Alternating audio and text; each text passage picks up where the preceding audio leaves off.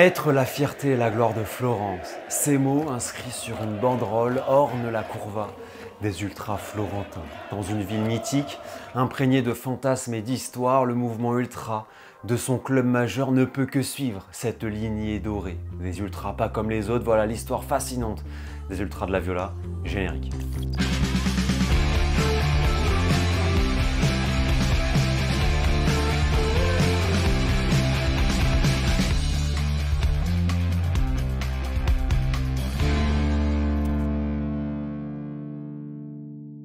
Bonjour les amis, comment allez-vous? J'espère que tout va bien pour vous. Très heureux de vous retrouver pour une nouvelle vidéo, nouvel opus Culture Ultra aujourd'hui. Je suis super content de vous proposer une vidéo sur un grand morceau de la culture ultra italienne, sur les ultras de la Fiorentina. C'est pour moi un exemple fantastique de mélange entre culture et de football, une osmose absolument fascinante, et je suis extrêmement bien placé pour vous en parler puisque j'ai vécu un an à Florence. J'ai vu plusieurs matchs de la Fiorentina au stade, y compris dans le cœur de la Curva Fiesole. J'ai énormément de choses à vous partager sur l'aspect social, culturel, historique de cette tribune, comment un virage d'ultra et de supporters est façonné par l'identité de sa ville, mais façonne lui aussi l'identité de celle-ci. Avant qu'on commence ce beau sujet, merci beaucoup pour vos retours après la dernière vidéo sur le supporterisme local. Plus de 800 commentaires déposés, vous avez vraiment joué le jeu, donc c'est cool pour cette nouvelle vidéo. Encore une fois les amis, prenez le temps de liker, de commenter, surtout de vous abonner. Beaucoup regardent la chaîne sans être abonnés, alors faites-le s'il vous plaît, c'est très important pour moi. C'est gratuit, donc merci à celles et ceux qui le feront. Merci pour le soutien et bienvenue à toutes celles et ceux qui découvrent l'Arena. Installez-vous bien confortablement. On est parti. Commençons d'abord par une petite présentation de Firenze, la magnifique ville italienne de Florence. Et alors là, je vais me faire un kiff, c'est le moi du passé qui va en quelques secondes vous parler de Florence dans les rues de Florence. Me voilà donc Piazza del Duomo, vous pouvez admirer cette sublime cathédrale dont les travaux ont commencé en 1296. C'est la 5e église d'Europe et vous avez une façade totalement en marbre. C'est vraiment l'emblème de la 8e ville d'Italie, Florence. Alors à Florence, vous pouvez voir plein de choses. Ici, il est possible d'admirer les Botticelli, Galerie des Offices, le David de Michel-Ange, le Palazzo Pitti, le Ponte Vecchio, l'église de Santa Croce et j'en passe. C'est un des berceaux italiens et européens de la mode, de l'architecture, de l'art, de l'histoire.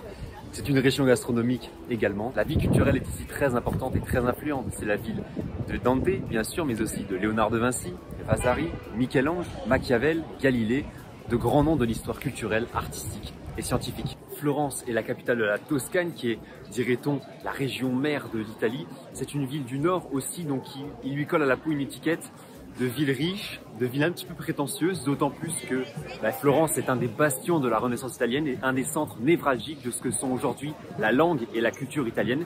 Ça a été également la capitale du royaume italien entre 1865 et 1870. Me voilà donc place delle Signorie, juste devant le Palazzo Vecchio, qui était autrefois le centre du pouvoir de la République florentine et qui aujourd'hui abrite notamment un beau musée et l'hôtel de ville.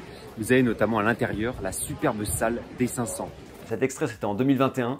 C'était une petite présentation d'avant-match. Avant Fiorentina-Milan, j'avais fait un vlog à l'époque sur la chaîne. Tout ça pour vous dire que Florence, c'est vraiment une ville unique, un musée à ciel ouvert et un centre de pouvoir. La République florentine a marqué l'histoire. Ça a été un État pendant plusieurs siècles, un État qui va se livrer à des rivalités féroces, notamment avec d'autres grandes villes italiennes, Venise, Sienne, Pérouse ou Pise.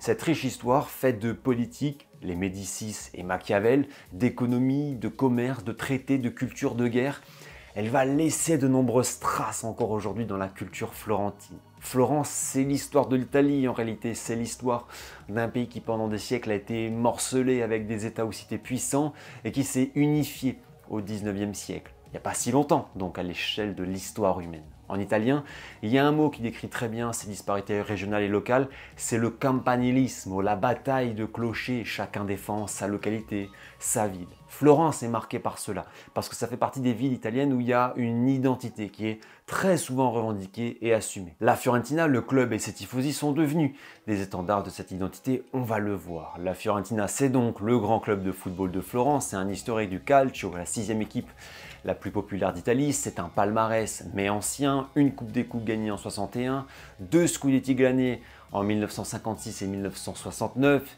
c'est pas tout jeune, des grands joueurs bien sûr, c'est une terre de foot, une terre qui a vu passer des talents incroyables, mais c'est un club, et c'est un peu sa réputation en Italie, qu'on moque pour ses défaites et des illusions. Quasiment toutes les finales européennes de l'histoire de la Fiorentina ont été perdues, celle en 1957 en C1, celle en Ligue Europa en 1990, les deux dernières de Conférence Ligue en 2023 et en 2024, perdues également.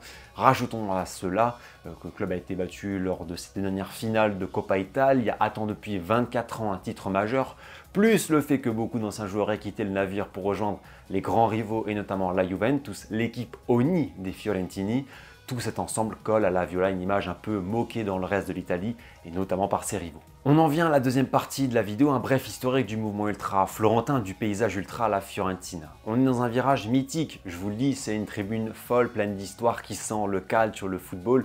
Je ne sais pas si vous voyez ce que je veux dire quand je dis ça, mais tu le ressens. C'est aussi une tribune centrale dans la culture ultra italienne, c'est une référence. Les premières associations de supporters à la Fiorentina germent en 1965. Ce sont plutôt des clubs de supporters. Il y en a trois. Amici Viola Sesto, Sette Bello et Vieux Ceux. Vieux Ceux qui va poser les jalons du supporterisme actif à la Fiorentina. Ces trois groupes antérieurs au mouvement ultra sont toujours actifs aujourd'hui. 2025 est donc une année importante pour eux. Ils fêtent tous trois leurs 60 ans.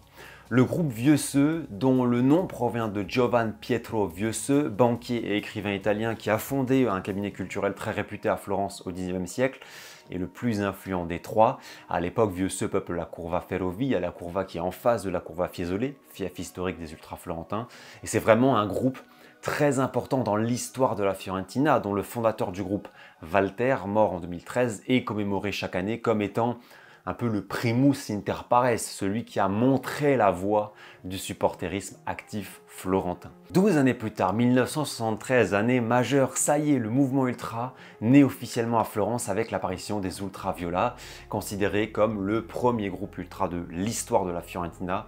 Encore aujourd'hui, quand la Curva Fiesole fête l'anniversaire du mouvement ultra florentin, c'est bien cette date, 1973, qui est gardée en tête. La preuve, il y a 2 ans, les ultra florentins ont sorti ce tifo anniversaire célébrant le 50e anniversaire du mouvement ultra à Florence. Les ultra viola vont devenir dans les années 70 un groupe majeur, un groupe réellement imprégné des codes ultra italiens des années 70, ceux qu'on retrouve dans les deux clubs de Milan, dans les deux clubs de Rome, dans les deux clubs de Gênes.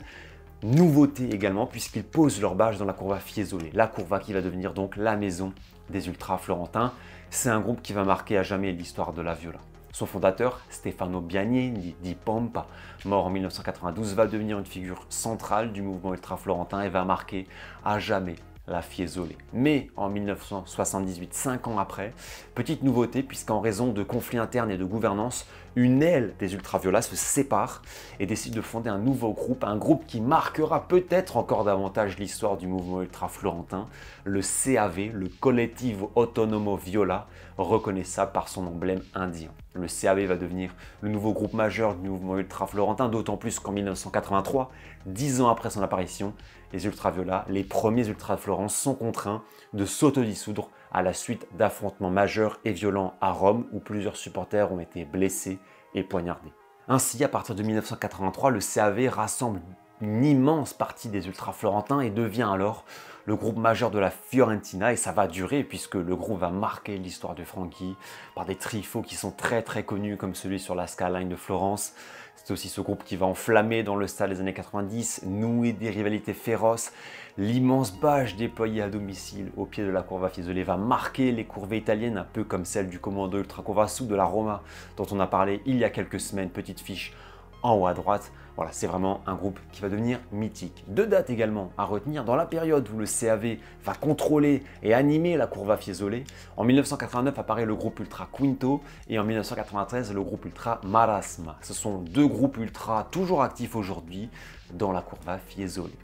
Les années 2000 amorcent tout doucement la transition générationnelle dans le Collettivo Autonomo Viola et malheureusement dans ce contexte de changement de supporters et d'instauration de la Tessera del Tifoso, alors mise en place en Italie, la carte du supporter, le CAV décide de mettre fin à ses activités, de s'autodissoudre. C'est la fin d'une histoire qui aura duré 33 ans, l'histoire d'un groupe ultra mythique de la Fiorentina qui aura marqué le Franchi, des générations de supporters et en réalité un groupe qui va continuer à marquer la suite du supporterisme à Florence. À partir de 2011 et de la fin du CAV apparaît ce que j'appelle la Curva Fiesole moderne, c'est-à-dire le paysage ultra actuel de la Fiorentina. À la suite de la dissolution du CAV se forme un nouveau groupe, celui de la nouvelle génération d'Ultra, le groupe Uno Nuove Due Sei, littéralement 1926, 1926, c'est la date de fondation de la Fiorentina.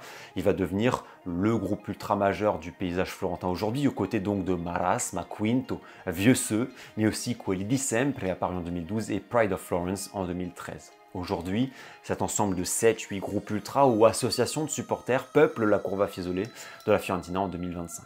Alors, Curva Fiesole, cette année, pas vraiment, et oui, cette image que vous voyez en 2024 n'existe plus cette année, car après 50 ans dans ce virage, les ultras de la Fiorentina ont été forcés de quitter la Curva Fiesole dans le cadre du plan de rénovation du stade Artemio Franchi, dans l'optique notamment de l'Euro 2032 que l'Italie co-accueillera avec la Turquie. Florence est une ville haute candidate. Eh bien, la Fiorentina verra en août 2026 naître son nouveau stade, bien plus moderne, avec cette fois des tribunes très proches du terrain, donc les ultras florentins seront vraiment derrière un des buts dans une toute nouvelle Curva. Je pense que ça ressemblera grosso modo à ce que peut connaître la Curva Nord de l'Atalanta aujourd'hui. Cette année donc, pas de Curva Fiesole, les ultras florentins sont délocalisés en face dans la Curva Ferrovia. Je vous propose un petit mash-up, un petit résumé des meilleurs moments des ultras florentins sur ces dernières années. Voilà à quoi cela ressemble.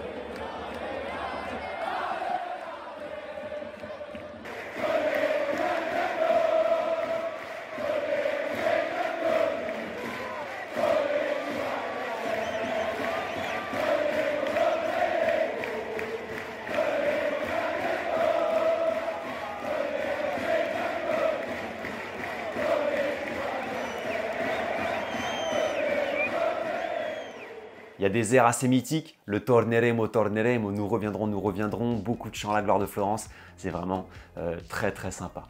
Parlons également amitié et rivalité, parce que s'il y a bien quelque chose qui caractérise le mouvement Ultra à Florence, c'est également tout ce qui l'entoure. On est de loin, pas face à des supporters qui vivent en autarcie, éloignés des autres groupes. Au niveau rivalité, l'ennemi numéro 1 dans les cœurs des Florentins n'est pas régional, il s'agit de la Juventus, le plus grand club national, pour tout ce passé sportif. Pas plus tard que cette saison, voilà le tifo réalisé par les Florentins, un tifo qui n'a pas plu aux autorités italiennes. Rivalité également avec tous les gros, l'AS Roma, la Lazio, le Napoli, le Milan, l'Inter, pareil, tout le monde y passe. Ils ne s'aiment pas, surtout avec les Napolitains et les Romains d'ailleurs. Pas de très bons rapports également avec l'Atalanta, avec les deux clubs de Gênes, pour des faits notamment de jumelage rompu, puisqu'il y avait un jumelage avec la Samp, sauf que ça s'est arrêté, donc ils ne sont plus copains. Forcément, le Genoa n'est pas copain avec ceux qui se sont liés d'amitié avec les ennemis de la Samp.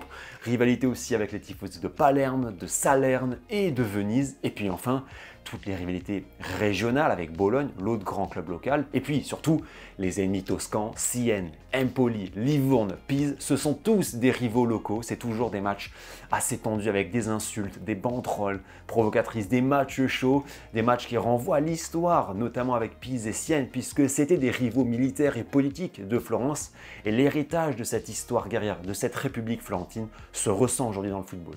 Pour notre plus grand bonheur l'an prochain, le grand derby toscan Fiorentina-Pisa fera son retour en Serie A 34 ans après, puisque le Pisa de Pippo Inzaghi retrouvera la Serie A et on fera une vidéo sur ce derby, vous allez le voir, assez passionnant.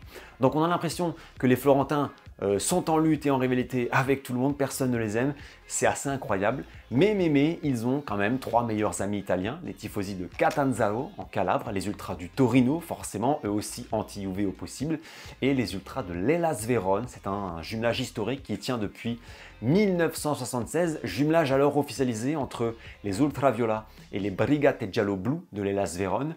Malgré la dissolution des deux groupes, les héritiers des deux camps ont continué à entretenir la relation d'amitié et in fine, l'année prochaine, les deux camps célébreront les 50 ans de leur fraternité. C'est l'une des plus vieilles amitiés ultra en Europe. Elle m'a toujours étonné cette amitié parce qu'elle s'est faite au-delà des orientations politiques. La Curva Fiesole de la Fiorentina, historiquement et encore aujourd'hui, c'est plutôt un virage aux sensibilités de gauche, tout l'inverse du mouvement ultra de l'Hellas Vérone, imprégné par l'extrême droite néofasciste depuis son apparition. Donc c'est une alliance qui m'a toujours un peu étonné, la preuve que des ultras peuvent mettre de côté leur dissonance politique. À l'étranger, on peut également noter l'amitié avec les supporters du Sporting Lisbonne au Portugal et les ultras d'Újpest, les violets de Budapest en Hongrie. On le voit, les Florentins ont beaucoup de rivaux, ça souligne un trait de leur personnalité, très fiers de leur ville, de leur club, de leur histoire, pas avares de rivalité, de souvenirs de matchs chauds, de déplacements tendus, parfois d'affrontements.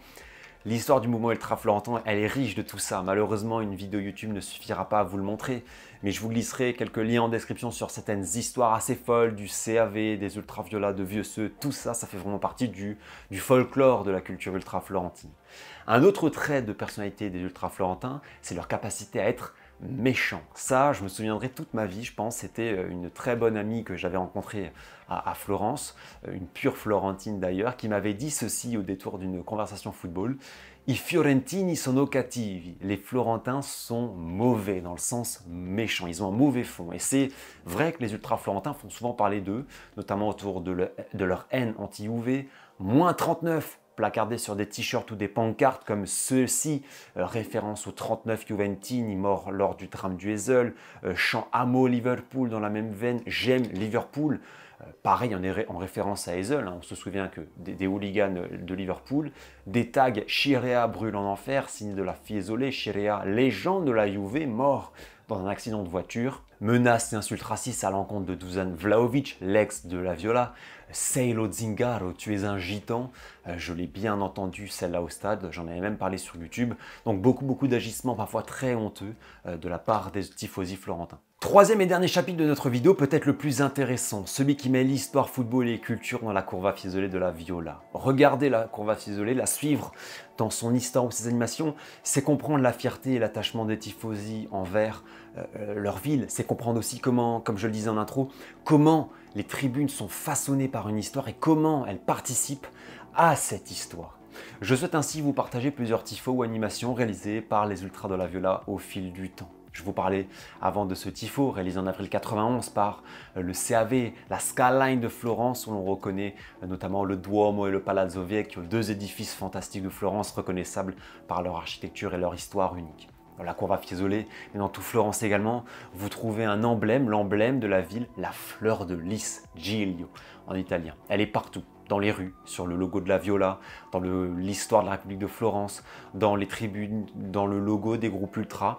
On raconte que Florence a été bâtie sur les rives du fleuve de l'Arno où il y avait plein de champs de fleurs de lys. Forcément, ce symbole est toujours fièrement arboré dans la Curva Fiesole, comme ici sur ce tifo, lors de la célébration du 50e anniversaire du mouvement ultra-florentin avec ces trois figures de la Curva, la banderole stipulée avec le lys cousu sur le cœur depuis 50 ans à côté de notre grand amour.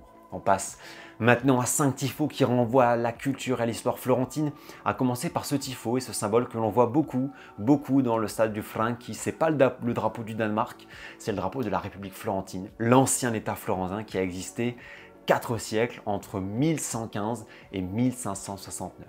Un tifo réalisé ensuite en marge de la finale de la Coppa Italia, c'était à l'Olimpico en 2023 contre l'Inter.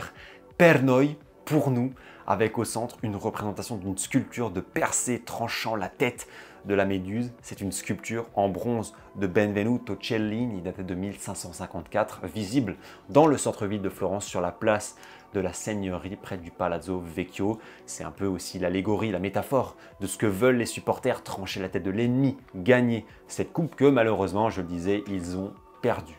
Que serait Florence également sans Dante? Et les ultras de la Viola ont utilisé l'image de Dante pour un de leurs tifos, celui en février 2022, pour le premier retour de Dusan Vlahovic à Florence, un mois après son départ à la Juventus. J'avais la chance d'être au stade ce soir-là. On y voit le portrait connu de Dante, écrivain, homme politique et philosophe florentin qui a rédigé la Divine Comédie, dont la première partie se nomme l'Inferno, l'enfer. Il a conceptualisé l'enfer en fonction de type de péché. Et donc ce soir-là, les ultras de la Fiorentina ont arboré la figure de Dante et ses flammes de l'enfer, accompagnées de la banderole Florence.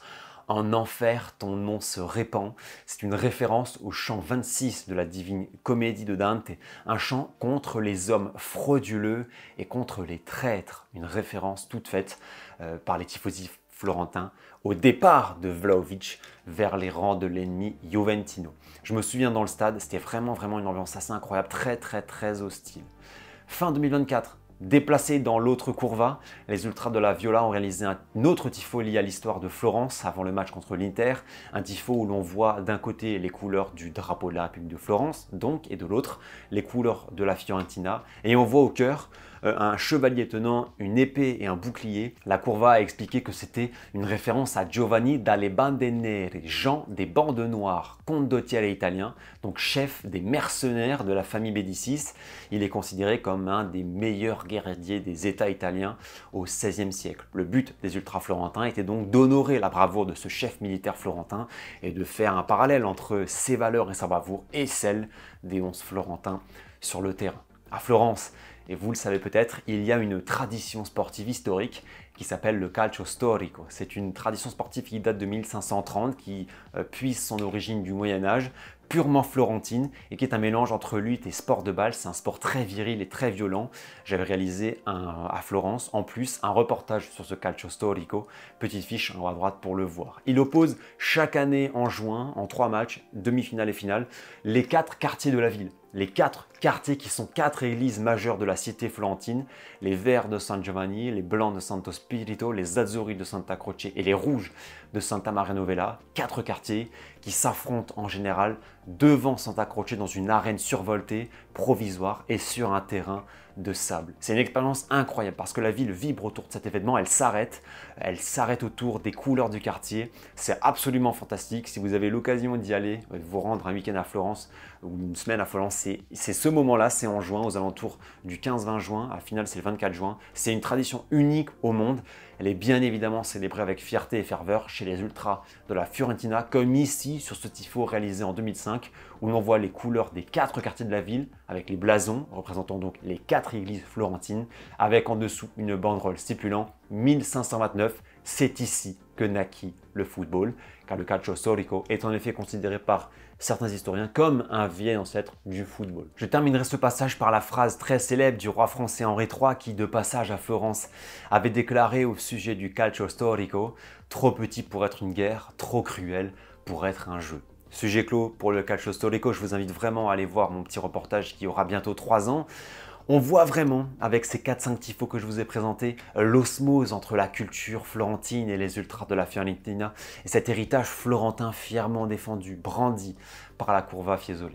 D'autres tifos plus classiques, plus affirmatifs également, Vinci, tu dois gagner, ou un très simple Florence sur fond violet, quoi de mieux aussi que de clamer le nom de sa ville.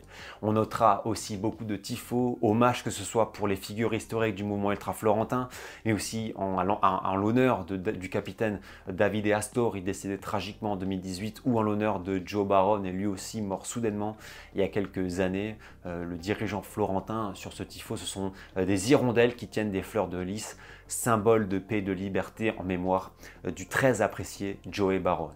Enfin, ce qu'on peut dire aussi, c'est que ce mouvement ultra, il est également ancré dans la cité florentine, bien sûr par ses fondateurs, Walter Pompa, qui ont été érigés comme des figures, comme des symboles de la ville, mais aussi par la reconnaissance accordée au mouvement ultra florentin. En 2023, les anciens des Ultraviola 73 ont présenté au cours d'une conférence leur livre sur les origines du mouvement ultra florentin et sur l'histoire de la Curva Fiesole depuis 1973. La même année, la bâche des Ultras, la bâche historique, initiateur du mouvement Ultra à Florence, a été honorée dans les rues de la ville avec une plaque commémorative, la première en Italie en honneur d'Ultra, qui a été placée dans la rue Pisana à Florence pour célébrer la fondation du groupe.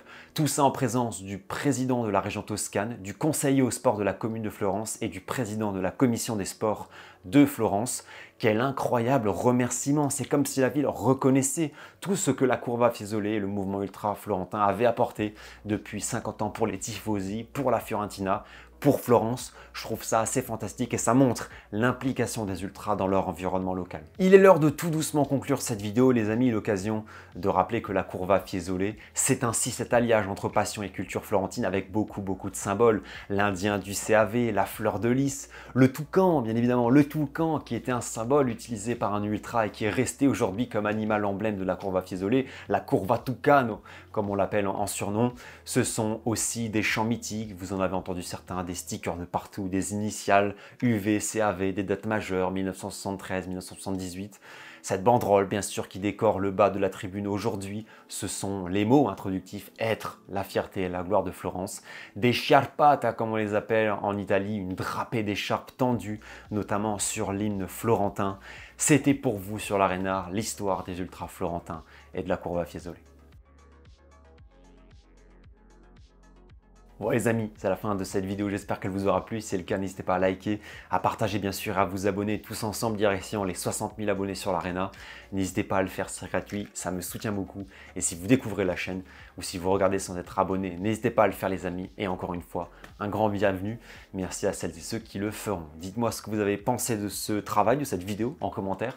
Vous pouvez ajouter des choses que je n'aurais pas mentionnées. On peut bien sûr pas tout dire dans une vidéo YouTube. Je vous glisse également, comme je le disais, quelques liens si vous voulez en apprendre davantage ou si vous voulez explorer encore un peu plus ce sujet ultra florentin. C'est tout pour moi les amis pour cette semaine. Je vous dis rendez-vous très bientôt pour la suite des aventures sur l'Arena. D'ici là, prenez soin de vous et surtout, profitez des vôtres.